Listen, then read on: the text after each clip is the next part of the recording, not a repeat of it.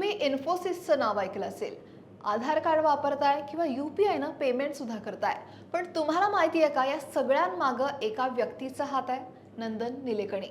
ते फक्त अब्जाधीश उद्योजक नाही आहेत, तर आता पंतप्रधान मोदींनी त्यांच्यावर भारताच्या परीक्षा प्रणालीला पेपर लीक मुक्त करण्याची सगळ्यात मोठी अशी जबाबदारी सोपवली आहे. पण नंदन निलेकणी कोण आहेत, त्यांची संपत्ती किती आहे आणि हे अशक्य वाटणारं काम ते कसं करणार, जाणून घेऊयात सविस्तर. नमस्कार, मी अक्षरा, आपण पाहताय लोकमत. नंदन मोहनराव निलेकणी हे नाव आज फक्त भारतातच नाही तर जगभरात एक दूरदृष्टीचे तंत्रज्ञान तज्ज्ञ म्हणून ओळखले जातात.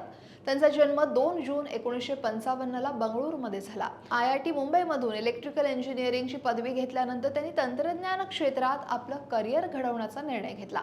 1981 साली नंदन निलेकणी यांनी NR नारायण, नारायण मूर्ती आणि इतर 5 सहकाऱ्यांसोबत इन्फोसिस या कंपनीची स्थापना केली.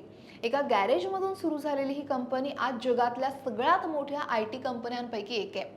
निलेकणींनी 2002 ते 2007 या काळात इन्फोसिसचे मुख्य कार्यकारी अधिकारी म्हणजे CEO म्हणून सुद्धा जबाबदारी सांभाळली. त्यांच्या कार्यकाळात इन्फोसिसनं जागतिक स्तरावर आपली छाप पाडली. 2017 मध्ये ते पुन्हा इन्फोसिसचे नॉन एक्झिक्युटिव्ह चेअरमॅन म्हणून परतले सुद्धा.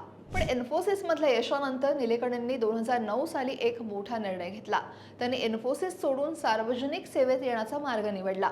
तत्कालीन पंतप्रधान मनमोहन सिंग यांच्या विनंतीवरून ते भारतीय विशिष्ट ओळख प्राधिकरण म्हणजे UIDAI याचे पहिले अध्यक्ष बनले. याच पदावर असताना त्यांनी आधार या जगातील सगळ्यात मोठ्या बायोमेट्रिक ओळख प्रणालीची संकल्पना मांडली आणि यशस्वीरित्या त्याची अंमलबजावणी सुद्धा केली. आज प्रत्येक भारतीयाच्या जीवनाचा अविभाज्य भाग बनलेल्या आधारचे तेच शिल्पकार आहेत.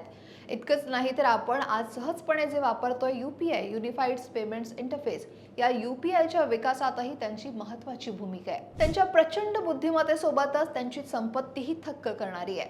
26 जुलै 2026 पर्यंतच्या फोर्ब्सच्या माहितीनुसार नंदन निलेकणी यांची निव्वळ संपत्ती ही $2.4 अब्ज म्हणजे तब्बल 23,176 कोटी रुपये इतकी आहे. ही संपत्ती त्यांना भारतातील सगळ्यात श्रीमंत व्यक्तींच्या यादीत स्थान देते.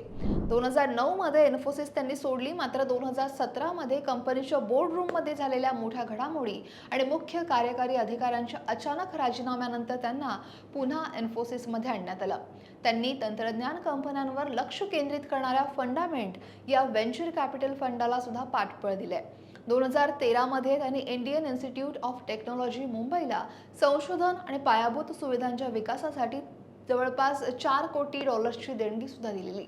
अलीकडेच नीट पेपरफुटी प्रकरणामुळे देशाच्या परीक्षा प्रणालीवर अनेक प्रश्नचिन्ह निर्माण झालेत. विद्यार्थ्यांमध्ये परीक्षांच्या पारदर्शकतेबद्दल सुद्धा चिंता वाढली आणि याच पार्श्वभूमीवर पंतप्रधान मोदींनी एक ऐतिहासिक अशी घोषणा केली. त्यांनी नंदन निलेकणी यांच्या नेतृत्वाखाली परीक्षा सुधारणांसाठी एका उच्चस्तरीय टास्क फोर्सची स्थापना केली. या टास्क फोर्सचं उद्दिष्ट स्पष्ट आहे: देशाची परीक्षा प्रणाली पूर्णपणे पारदर्शक, विश्वासार्ह आणि तंत्रज्ञान आधारित बनवणं, जेणेकरून भविष्यात कोणतीही पेपरफुटी किंवा गैरप्रकार होणार नाहीत.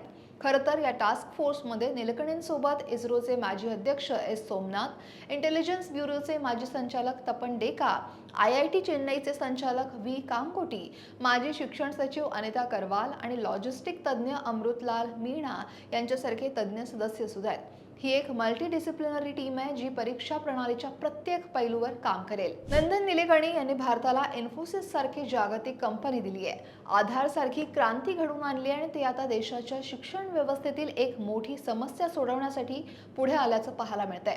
तंत्रज्ञान आणि दूरदृष्टीच्या जोरावर ते या आव्हानाला कसं सामोरं जातात हे पाहणं महत्त्वाचं आहे. कोट्यवधी विद्यार्थ्यांच्या भविष्याचा प्रश्न यात दडलेला आहे. नंदन निलेकणी हे परीक्षा प्रणालीत सुधारणा घडवून आणू शकतील असं तुम्हाला वाटतंय का? कमेंट नक्की करा आणि लोकमत सबस्क्राईब करायला विसरू नका.